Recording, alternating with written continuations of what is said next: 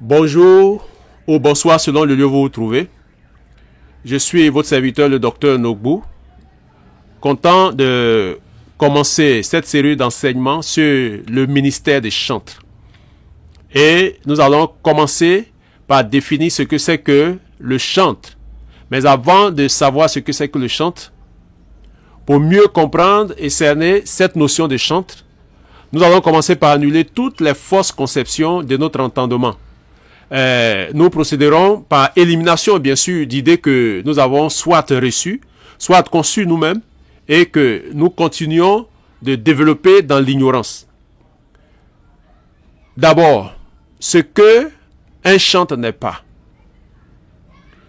Premièrement, un chantre n'est pas un simple chanteur.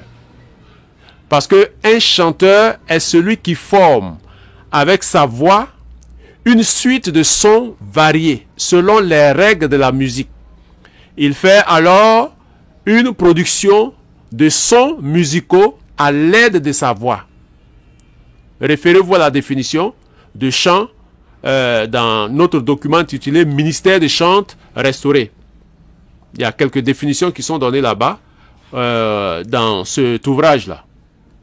La deuxième chose, le chantre n'est pas un simple instrumentiste.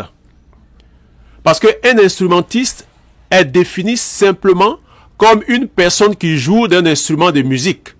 Par exemple, la guitare, la flûte, le piano, le saxophone, l'orgue, le tam-tam, la clarinette, la trompette, le cymbale, la harpe, le violon, etc. qui sont des instruments. Et même la voix. Troisièmement, c'est-à-dire troisième idée à écarter. Chanter un texte avec les mots Dieu ou Jésus ne fait pas de nous un chantre. Et ça, c'est un souci au niveau de ceux qui ne sont pas dans le corps de Christ. Même souvent dans le corps de Christ, il y a des gens qui font cette confusion, cet amalgame. Dès que quelqu'un prononce Dieu dans sa chanson ou Jésus, on dit que la personne est chantre.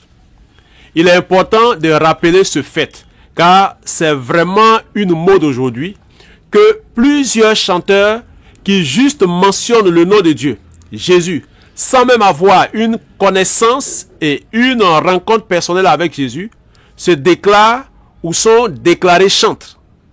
Certainement, c'est une mode due à l'intérêt que le monde aujourd'hui se donne en se faisant religieux et en semblant aimer Dieu. Cela est très important. Quatrième idée à écarter. On n'est pas chantre quand on chante Dieu aujourd'hui et autre chose demain. Parce qu'on est chante pour de bon.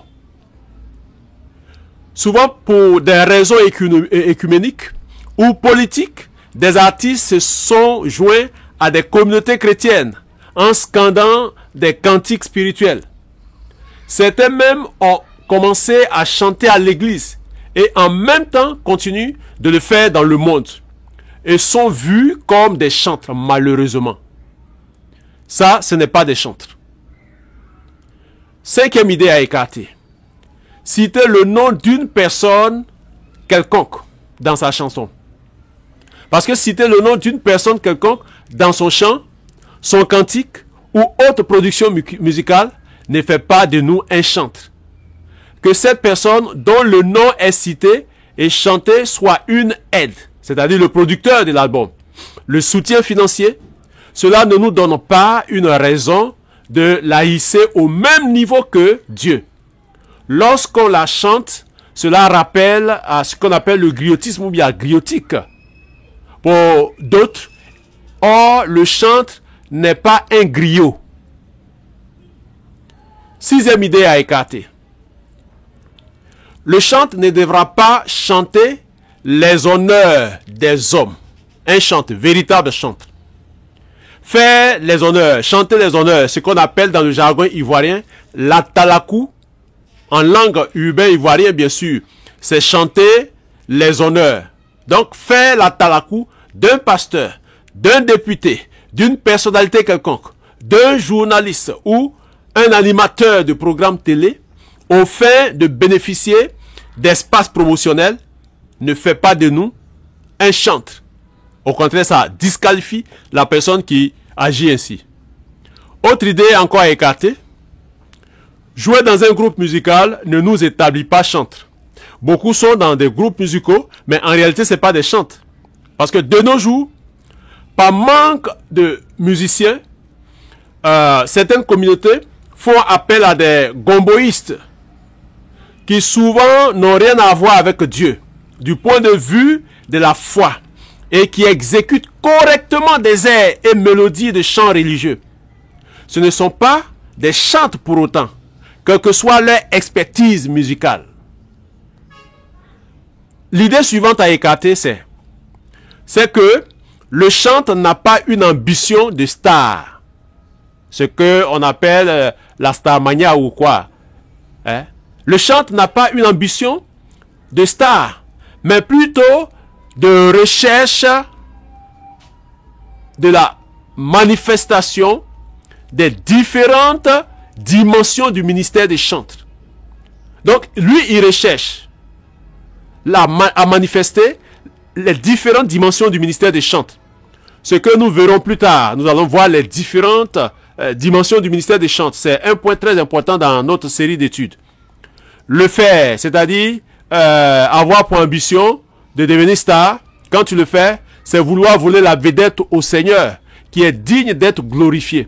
Donc, lorsque je suis chantre et que je suis en train de vouloir devenir star, c'est-à-dire que je veux enlever le Christ dans mon ministère pour m'installer moi-même.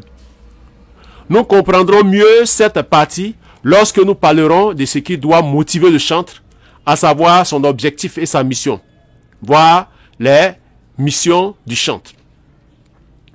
Autre idée à écarter. Celui qui chante un homme, une personnalité, fût-elle généreuse, n'est pas un chantre de l'Éternel.